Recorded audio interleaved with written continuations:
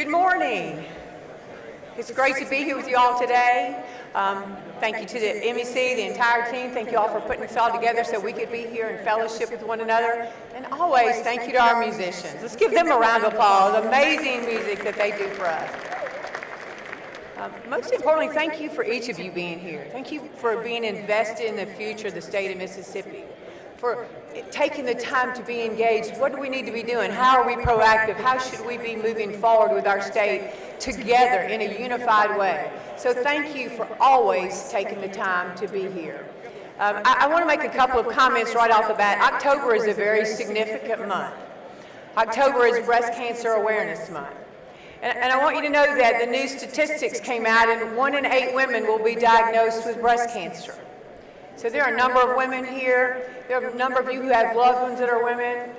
And last year alone, we lost approximately 400 Mississippi women to death to breast cancer. So my call of action is to each of you, be proactive, encourage your loved ones to get mammograms, and understand the significance that we're going to continue to fight this cancer, and we're going to beat it, and we're going to win. So this is an important month. It's also Domestic Violence Awareness Month. This is a really tough subject as well, but we need to be mindful that 1 in 4 women and 1 in 7 men will suffer this year through domestic violence through an intimate partner. That is horrific. It's happening here in the state of Mississippi. And again, we need to be aware of that and be ready to provide information, help those who are suffering. In your Attorney General's office, we saw a real need for domestic violence and how we could step up and help those victims. They didn't ask to be in this situation, but we've got to help them get into survivor mode. So what we did in your Attorney General's office, we created the Domestic Violence Registry. We also created the Domestic Violence Protective Order, because we see that so many of our law enforcement members rush in to domestic violence situations. And that's where we have a lot of our shootings of our great law enforcement. So you can see not only does it affect those individuals who are suffering through domestic violence, but it also affects our law enforcement. So it's on us to be ready to be prepared. So remember that this is a very significant month, both for breast cancer and for domestic violence. I'll tell you, I am so honored to serve as your Attorney General, and I've got an incredible team that works with me on all of our behalves every single day. Many of them are here, but we work tirelessly. We work with all of you as partners, because we're stronger when we work together. When we're stronger, we understand that we have issues that we can turn into solutions. And that's what your office has been doing, partnering, working with each of you, particularly with our law enforcement. I know we've got a number of law enforcement officers that are here today. Our men and women in law enforcement, they serve us 24/7. They run into danger's way when we're running the other direction, but they're always there for us. And our state has been so gracious about backing our law enforcement, and we must continue to do that. Because again, they put their lives on the line every day for us. And you know who else is in that? Their families. Their families when they see their law enforcement officers go out into harm's way every single day. So we have to be mindful and we have to be prayerful for not only our law enforcement, but for the families that support them. I've got a lot of hot topics I'd like to talk about. I only got those 10 minutes too, so I'll be quick. Because there are things that are important to every one of us in this room. They're important that all of us rise again to the call of action and we see that there is an issue. And we have to continue to stand strong in Mississippi, and that's exactly what we're doing. Title IX. I want to talk about Title IX for a minute. There are a lot of women here. There are a lot of men here who have daughters, sisters, nieces. Title IX was put in place 50 years ago. 50 years ago to protect our women, to give them safe spaces, to protect our women and give them athletic opportunities. And our women have been able to thrive because of that. But I'll tell you right now, this administration is trying to dismantle Title IX, and that is affecting every one of us. I'm so grateful. I know there are a number of our legislators here today, so appreciative of the work that they have done to make Mississippi stand strong, to be the real champion to protect women. They passed the SAFER Act.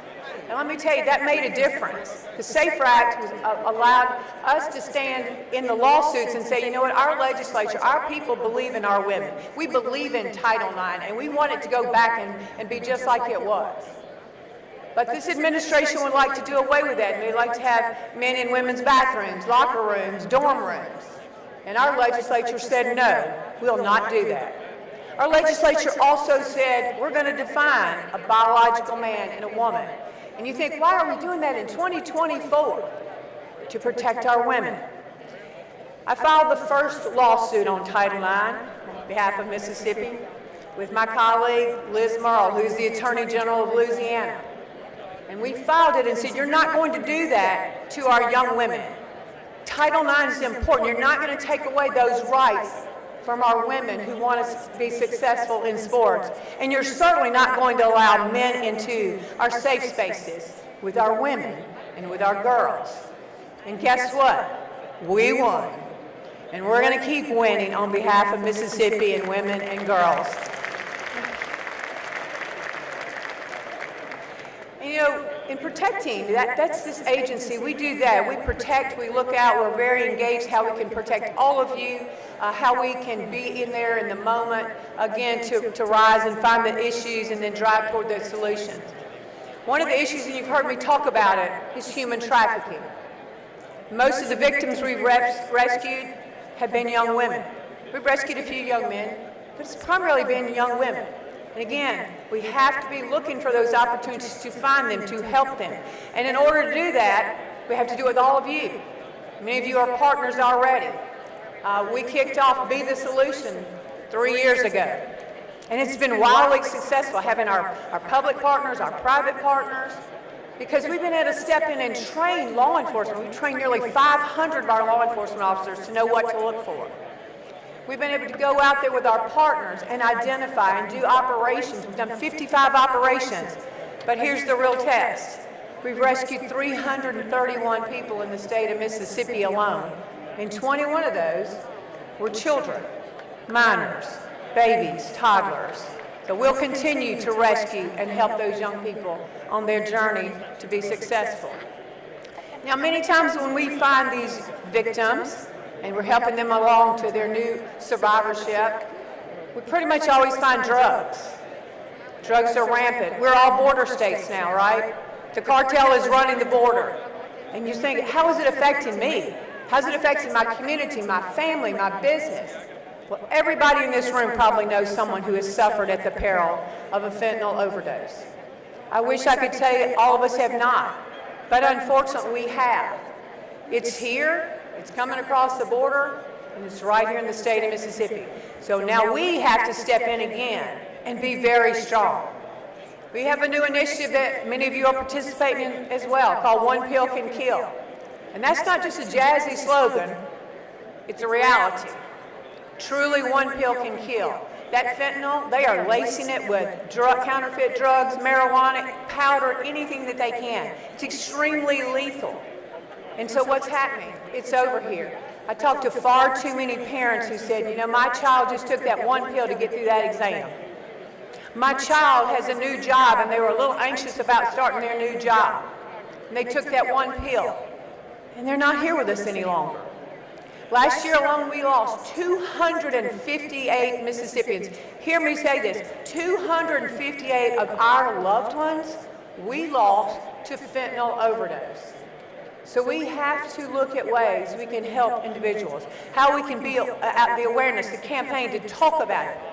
Knowledge is really powerful, but only when we share it.